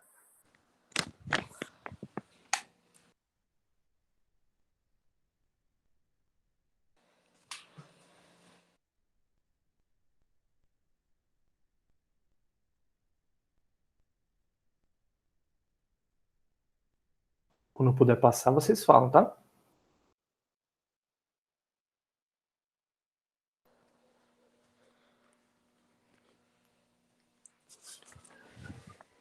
Boa noite. Gente, vocês estão me ouvindo? Boa noite, estamos sim. Ah, tá. Meu nome é Vanessa. Meu grupo é composto por Gisele, Luana, Vitória e Johanne. Nós vamos falar um pouco sobre o caso de Enron também. Pode passar, Thiago. Primeiro, eu vou estar falando um pouquinho melhor sobre a empresa. Ela foi uma companhia de energia elétrica fundada por Kennedy Lay. Ela acabou se fundindo com uma empresa de produtos de gás natural. Chegou até a empregar várias pessoas, teve muitos investidores. E por certo tempo ela até foi considerada uma das empresas líderes do mundo, né? Ela demorou cerca de 16 anos para ser criada e declarou falência em menos de 25 dias, porque se envolveu com diversos escândalos, fraudes contábeis, chegou até a envolver alguns bancos, né, outras empresas, e eles escondiam diversas atividades, como as dívidas que eles adquiriam. E quando a gente pensa em processo de pagamentos, recebimento de uma empresa, a gente pensa em contas a receber, pagamentos de fornecedores. Então, demanda de receitas e despesas são pontos que nenhuma empresa consegue fugir, né? Porque para que a gente possa receber um serviço, é necessária a aquisição dos materiais para aplicar o mesmo. E essa contabilidade ela tem que ser feita. A Enron, ela se manteve por muito tempo no mercado de forma ilegal, né, agindo contra, né, esse conceito aí que eu falei, mas teve um momento que eles não tiveram mais saída, tiveram que estar declarando falência. A gente vai estar falando um pouquinho mais, né, sobre o que aconteceu no decorrer do trabalho.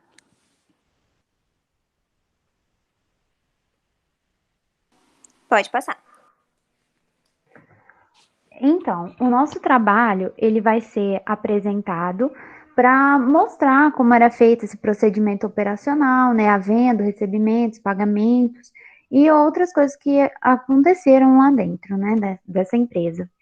A gente vai mostrar também os problemas que ocasionaram a queda, né, dessa empresa e fazer uma análise dessas alterações, né, dos balanços patrimoniais. Pode passar, Thiago. O presente trabalho ele foi desenvolvido com o objetivo de mostrar a queda da Enron, atualmente considerado o maior fracasso empresarial da história e na qual fechou suas portas com uma dívida enorme que chegou a 22 bilhões de dólares. Para o estudo desse trabalho, foi utilizado o artigo com materiais em vídeo e documentos através de pesquisa e também a disponibilidade do professor. Pode estar passando. Bom, os resultados e discussões, né? Depois de um pequeno furo nas receitas da Enron, a contabilização, ela tentou meio que mascarar, né, esse furo dentro do balanço patrimonial para poder proteger o valor das suas ações, que naquela época eram muito altas, né? E isso, depois dessa primeira vez, acabou se tornando cada vez mais comum dentro da empresa, né? Fazendo com que os seus diretores eles conseguissem desviar grandes quantidades de dinheiro, além também de conseguirem obter o lucro em cima dos seus acionistas. Pode passar, Thiago. Aí, só que isso tudo foi gerando uma grande bola de neve, né? E teve um momento que eles não conseguiam mais esconder isso. Então, a Enron ela teve que procurar outra alternativa para poder não cair. foi aí que a empresa viu a saída e investiu seu capital na Bolsa de Valores, né? Aí eles conseguiram obter novamente mais milhões, porque como a Aeron, por fora, né, pelo que as pessoas viam, era uma grande empresa, suas cotas na Bolsa de Valores, elas tiveram uma grande autovalorização, né? Aí, a partir desse momento, eles começaram a investir tudo que tinham dentro da Bolsa de Valores. Só que isso também não durou por muito tempo, né? A partir de um momento, as cotas elas começaram a cair. Aí, o que a Aeron fez? Ela pegou e começou meio que oferecer uma recompensa, né? Meio que um abônus para os seus funcionários, né? Que cada funcionário que conseguisse um novo acionista, ele ia receber isso. Então, os funcionários se sentiram motivados a procurar acionistas e também passaram a comprar algumas ações da empresa, né? Pode passar. Volta ali, Thiago, por favor. Ai, desculpa. Tudo bem. Então, essa empresa, ela buscou, depois de um tempo, né, atuar na... Ai, desculpa. Ela buscou atuar de forma que o governo não pudesse intervir, né? E eles passaram a investir na distribuição de energia no estado da Califórnia, o que gerava grande parte do lucro por conta da desregulamentação que eles tinham na empresa, né? E mesmo com esse cenário de anos de fraude que gerou esse grande lucro que eles obtiveram, né? A empresa declarou falência em 2001 com uma dívida de cerca de 22 bilhões de dólares. E depois que isso aconteceu, o governo criou uma lei, eu não sei falar ao certo, assim, né, o nome, mas Sarbanes-Oxley, é o jeito que escreve. Aí, essa lei, ela visa garantir a criação de mecanismos de autoria e segurança confiáveis das empresas, e também a criação de comitês que são encarregados de supervisionar as atividades operacionais para evitar fraudes ou assegurar que tenham meios de identificar quando elas ocorrem, né? Ou seja, essa foi uma tentativa do governo de transparecer a gestão das empresas, né? E muitos desses funcionários que saíram prejudicados, né, com a falência dessa empresa, muitos deles entraram com um processo contra os fundadores e responsáveis, porque além deles terem perdido a aposentadoria deles, né, foi cortada, muitos ainda investiram suas ações, como a Gisele passou, e não receberam nem a metade do valor que foi investido. Pode passar, Thiago. Bom, como as meninas abordaram, né, até agora no trabalho, como foi explicado, a gente pôde concluir que os principais pagamentos feitos pela Enron eram basicamente como qualquer outra empresa, aquisição de mercadorias, né, porque ela trabalhava com a distribuição da prestação de serviço de gases, também da distribuição elétrica, né, então eles tinham que ter aquisição desses materiais. E um dos seus pagamentos também eram para os seus funcionários. No caso, era uma motivação para eles adquirirem novos acionistas. E dependendo do grau desse acionista, se ele fosse um investidor muito bom, essa comissão podia chegar até a milhões de dólares. Dos lemas de Kenneth Lay era pergunte por quê, que como já foi falado anteriormente. Só que eu acho que ele temia muito esse fato dos seus funcionários mesmo perguntarem o porquê. Então, essa comissão que ele pagava era uma forma de que eles não questionassem, né? E por isso que ninguém chegou a intervir, a perguntar que mesmo tendo aquele prejuízo do investimento da elétrica na Índia, que também não obteve muito sucesso, como que eles ainda conseguiam fechar aquele balanço todo em alta. E a gente, pelo que a gente analisou também, a gente acredita que um dos fatos que colocou a Enron em queda foi a falta do princípio da entidade. Como a gente já estudou também, você saber dividir o patrimônio pessoal e o patrimônio da empresa. O que a gente percebe que não houve no caso da Enron, né? Porque eles tiravam uma renda da empresa, né, no caso Caixa 2, e eles dividiam entre seus diretores. E como também falado no vídeo que o professor disponibilizou para a gente, eles chegaram até a fazer uma aquisição de um jatinho particular. Então, a gente chegou à conclusão que um dos grandes fatores que levaram à queda da Enron foi esses altos pagamentos sem a renda, né? Porque eles se preocupavam muito em manter o nome, mas não em quitar as suas dívidas, porque eles obtiveram muito lucro, entre aspas, assim, eles tiraram muito dinheiro quando as ações estavam em alta, né? Adquiriram milhões, só que eles não se preocupavam em quitar aquelas dívidas, e sim em calar os seus funcionários. E também aquela desregulamentação na Califórnia, né? Que eles interviram lá sem a intervenção do governo, que eles investiram lá sem intervenção do governo. Então, a gente chegou à conclusão que esse foi um dos grandes fatores para Enron chegar à falência. Pronto.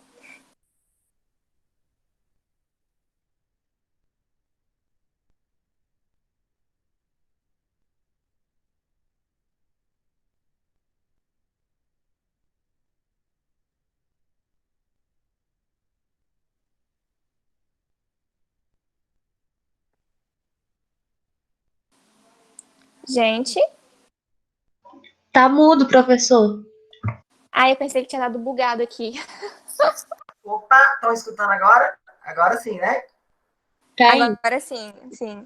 Beleza. Meninas, primeiramente eu queria parabenizar vocês, tá? Pela ótima fala, pela seguridade da informação do qual vocês apresentaram, né? Realmente vocês tinham ali certeza, né, do que vocês estavam falando, né? E algo que eu gosto de ressaltar é o seguinte, que dentro de contabilidade, de administração, vocês vão estar sempre se conflitando. Então, qual que é o intuito da análise, ali a importância da análise do caso Heron? Porque o Heron foi esse divisor de águas na contabilidade lá no começo de 2000. Ele proporcionou, ele acendeu um refletor que algo não estava indo certo, não estava dentro do padrão.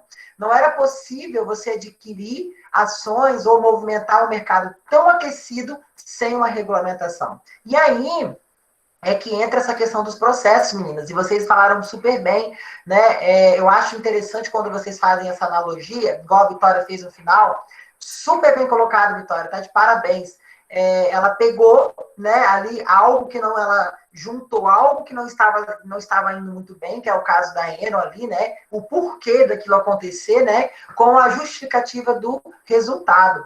Então, quando você olha uma demonstração, você analisa uma DRE, um balanço patrimonial, você percebe altos ganhos, assim, em curtíssimo espaço de tempo, você tem que acender uma lâmpada na sua cabeça, mas tá muito fácil, né? Todos nós sabemos que uma grande empresa, uma grande entidade, para que ela seja sólida, né, para que ela te devolva o seu investimento, ela precisa ter raízes, né? Então, assim, em curto espaço de tempo, igual o grupo ali do Thiago, em 10 anos, né, ela multiplicou por 10 vezes o lucro dela, né? E na tabelinha lá do primeiro grupo das meninas lá, também mostrava que a Enron ela conseguiu chegar numa escala de 47, que era a colocação dela, em 7º lugar em apenas 5 anos. Então, ou seja, opa, tem alguma coisa errada, né? Isso, nos dias atuais, é difícil de acontecer? É difícil, mas que não é impossível. Então, por isso que eu sempre volto a reforçar. Caso alguém vai investir na bolsa, vai analisar ações, analisa o relatório de auditoria, vê qual que é o parecer do auditor, ele se absteve do relatório, então você já fica com o pé atrás. Porque nenhum auditor vai se abster do seu parecer sem alguma fundamentação. Ao pessoal ali, dá parabéns ao Edgar, nosso coordenador, que entrou com a turma ali do 2º período. Sejam bem-vindos aí, meninos. Que pena que vocês chegaram já na última apresentação, no último grupo, né? Mas que bom que vocês estão presentes. Fiquei muito feliz que vocês vieram para estar assistindo a gente aí. Vamos lá, Gisele. Ativa sua câmera lá para a gente, né? Vamos ali ter essa interação aí que fica melhor, né, Gisele? Cadê a câmera? Opa, beleza. Isso mesmo, Gisele. 4º período ali, animado. Vamos lá, Gisele. A pergunta é o seguinte. Qual era a promessa de crédito, né? Qual era o retorno ali que a Enron, né, devolvia ali, junto com seus colaboradores para o seu corpo ali, né, as pessoas queriam comprar essas ações. Qual que era essa promessa de crédito? Fala para mim, Gisele.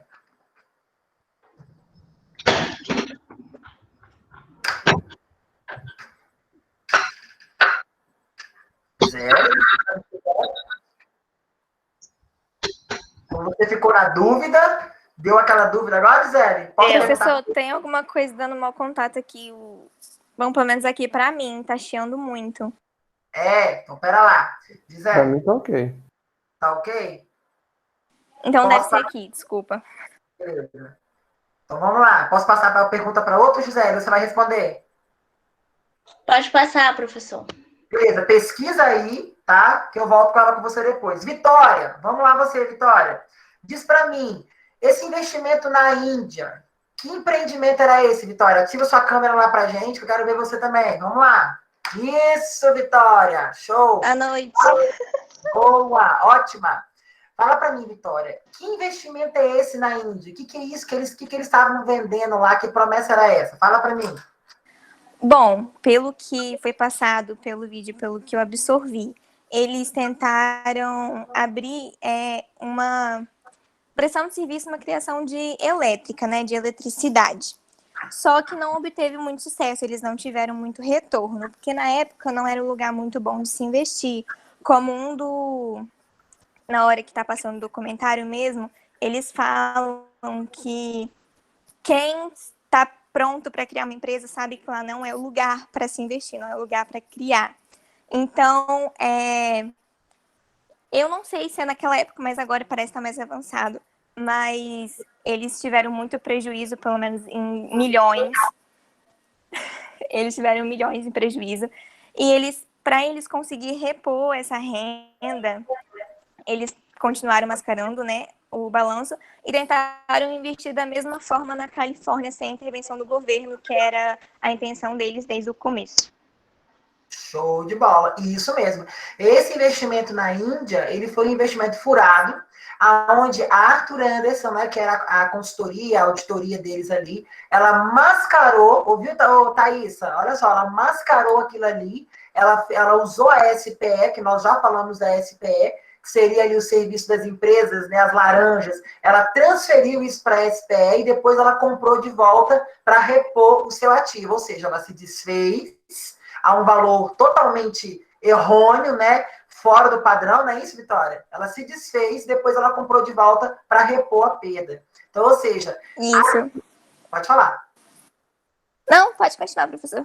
Ali, essa operação, ela já atraria para um bom analista contábil, para um bom administrador que está fazendo essa análise detalhada, ali ela já iria identificar algo errado. Porque dentro do mesmo período você compra um ativo e vende um ativo de tão grande valor e compra ele de volta, não, isso está errado.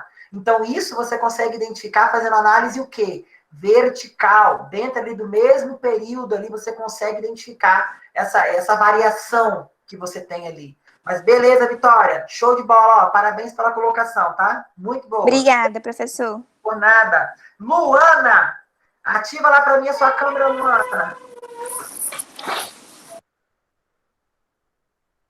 Boa noite. Oi, Luana. Fala para mim, Luana. Olha só. O que aconteceu na Aeron lá na Califórnia? Nós sabemos, né, que ela tinha um interesse em agir na Califórnia, né? Qual que era esse interesse dela na Califórnia? Você sabe? Você chuta? Você tem uma... Ela queria estar distribuindo a rede elétrica sem o governo estar mandando neles, né? Para eles terem um lucro maior e sem a ordem do governo. E a Califórnia, naquela época, tinha regulamentação contábil? Olha, eu acho que não, eu vou estar chutando. Mas olha só, Luana, realmente ela não tinha regulamentação contábil naquela época, tá? E aí o que acontece? A Eno, como ela era muito sagaz, a gente já sabe, até o Buteado usou a expressão bacana lá, que eu não vou esquecer, que ela vendia sonhos, né? E depois ele acabou colocando que ela vendia fantasia, né? Então, assim, ela fez uma manobra. O que ela fez? Você sabe me dizer qual é essa manobra que ela fez? Ah, professor, não sei. Beleza, vamos lá. Show. Obrigada, hein, Luana? Nada. Vamos lá, Vanessa. Ativa sua câmera lá para mim, Vanessa. Vamos lá. Cadê a Vanessa?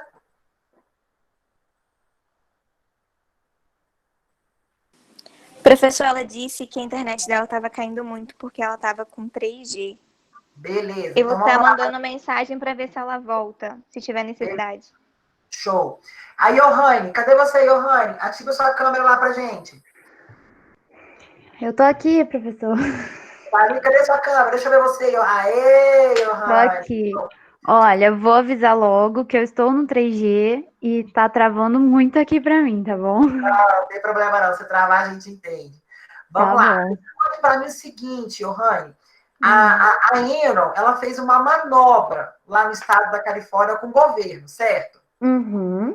Que manobra é essa? O que ela fez que autorizou ela a esconder essa fraude toda? Você sabe me dizer? Então, eu acho que ela foi investir para lá porque realmente lá não tinha tanta regulamentação, né? Então, foi uma manobra dela de fugir dessas leis todas, né, que a gente tinha aqui, para poder gerar mais lucro lá. Exatamente. E aí, Johanne, complementando a sua fala ali,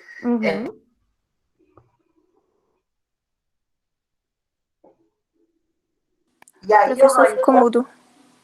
E aí, meninas, complementando, né? O que acontece? Essa manobra, né, que a Enron produziu foi o quê? O estado da Califórnia. Blackout. Exatamente. Fala para mim, Vitória. O que é esse blackout, Vitória? Ativa sua câmera de novo aí e fala para mim, Vitória. Vitória, ó, ela tá ali animada, ela estava tão preocupada com esse conteúdo, ela ficou tão Eu tenho que desesperada aprender a ficar quieta. Fala para mim, Vitória, o que é esse blackout? Me conta sobre ele, Vitória, vai lá. Na época que eles estavam investindo na Califórnia, eles descobriram que quando tinha esse blackout, aumentava as taxas e com isso eles conseguiam lucrar mais. Então, com essa desregulamentação, eles estavam conseguindo tirar muito dinheiro da Califórnia e eles estavam lucrando muito porque foi aumentando os impostos e isso foi lucrando para eles, tanto para eles como também para os comércios de atacado, essas coisas.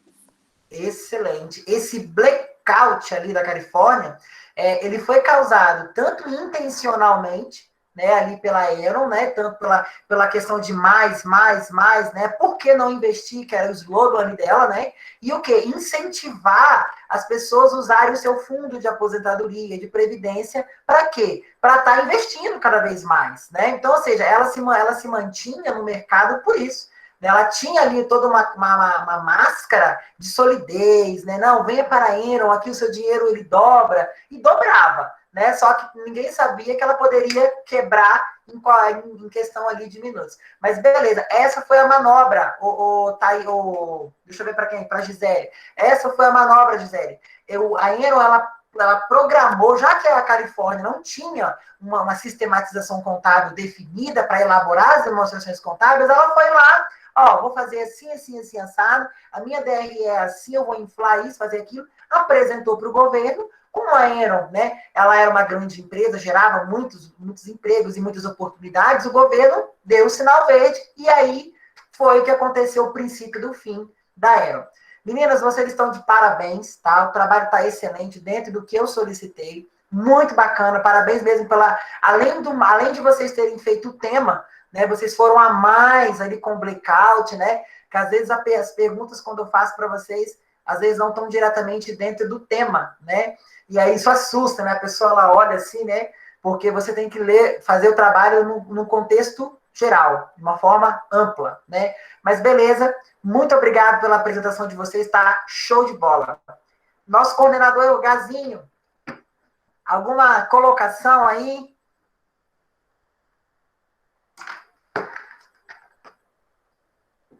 É importante, Aramis, importante falar nesse momento aqui sobre a ética, né, da empresa, né? Porque ela não agiu de uma forma muito ética, ela não passou informações, né? E no final das contas se voltou contra ela que ela quebrou. Ela quebrou, exatamente. E é com isso que a gente, com as palavras do nosso coordenador, que a gente conclui, né, esse trabalho. Eu queria agradecer a turma, como num todo, né, que todos que participaram e se engajaram. Eu vi o comprometimento de vocês no final de semana, durante a semana, 11 horas da noite, 10 horas da noite, perguntando, tirando dúvida, e é isso mesmo, tá? Um trabalho, né, Gazinha, acho que você também vai até concordar comigo, um trabalho que todo mundo faz, não é um trabalho, você vai consultar algo que já está pronto. Agora, algo que você nunca viu, isso sim é um trabalho. Porque ele vai te dar o quê? Uma demanda de pesquisa, vai ser difícil de interação, vai ser difícil para você compreender, mas olha o resultado, né? É uma pena que, né? E assim, uma pena que eles chegaram já no final, mas vai estar gravado, depois o Gazinha assiste, se ele tiver tempo, né, Gazinha? O importante aí, Aramis, né? Você falou aqui que os alunos fizeram. Você passou um conteúdo e eles, em cima daquilo que você pediu, eles construíram o conhecimento deles sobre essa situação. Exatamente. Não é o professor, entre aspas, desculpe a palavra, vomitar a teoria e o aluno só fazer de conta que está absorvendo. Eles tiveram que pesquisar e entender o que estava estudando. Exatamente, porque falar de algo que a gente não entende não tem como, né? É impossível. Você tem que estudar, tem que entender o assunto para falar. E, exatamente.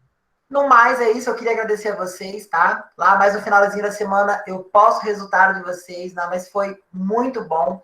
Tanto o conteúdo escrito dentro das normas, tá? Agradecer o segundo período, que entrou ali, alguns alunos ali, a Jadzia, o Natan, o Ildegar, que entraram ali no finalzinho do segundo tempo, mas conseguiram pegar um pouquinho, né, da apresentação. E é isso, a intenção é que a gente interconectar vocês. Segundos com quartos, né, Gazinho? Quartos ali com oitavos, né? Vendo como que está acontecendo lá para aqueles que já estão saindo, né? Para motivar ainda mais e motivar o segundo a continuar, porque o conteúdo só aumenta ao decorrer do período aí. Exatamente. Beleza, pessoal? Que motivação. Motivação, né, Vitória? Tem que ser assim, Vitória. Mas beleza, pessoal. Muito obrigado. Vocês estão liberados, tá bem? Gazinho, alguma colocação? Só parabéns aí pelo trabalho de vocês, parabéns pela iniciativa, Aramis, e boa noite a todos, uma ótima semana para vocês. Para nós. Tchau, tchau, pessoal. Até mais. Boa noite. Boa noite.